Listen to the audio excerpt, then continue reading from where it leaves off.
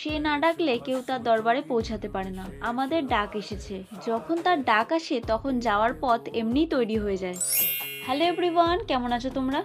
অনেক অপেক্ষা করেছি, অবশেষে ডাক এসেছে। হ্যাঁ, আমরা যাচ্ছি উজ্জৈন মহাকালেশ্বর জ্যোতির্লিঙ্গ দর্শন করতে। রওনা দিলাম মহাকালের উদ্দেশ্যে। জয় মহাকাল, হর হর মহাদেব। 4.5 ঘন্টার রাস্তা, মাঝখানে তো একটু চায়ের জন্য ব্রেক নিতেই হবে।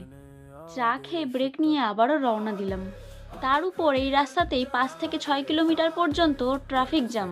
এই রাস্তাটা ওভারকাম করতে লেগে গেছিল 2 ঘন্টা। এমন ট্রাফিক জ্যাম দেখে মনে হচ্ছিল কখন পৌঁছাবো। মনের মধ্যে অনেক কিছু উথালপাতাল করছিল। এই প্রথমবার বাবার কাছে যাচ্ছি, বাবাকে কি বলবো, বাবার কাছ থেকে কি চাই বলে তো আমার অন্তর্জামিন, সে তো সবই জানে। তাও আবার মহাকাল বাবার অসীম কৃপা, আমরা শ্রাবণ মাসে মহাকাল বাবার দর্শন করতে পেরেছি। আমরা যখন মহাকাল নগরীতে পৌঁছাই তখন রাত প্রায় 9:30। মন্দিরের ভিতরে প্রবেশ করতেই শুনি রাত 10টার সময় মন্দিরের গেট বন্ধ করে দেবে। তারপরে কি হলো, আমরা কি মহাকাল বাবার দর্শন করতে পারলাম? সেটা জানতে হলে আমার পেজটিকে ফলো করে কমেন্টে জয় মহাকাল লিখে দাও। আমাদের গন্তব্য ছিল মহাকাল। মহাকাল আসার এই জার্নিটা তোমাদের কেমন লাগলো? ভালো লাগলে অবশ্যই একটি লাইক করে দিও। Part 3 coming soon.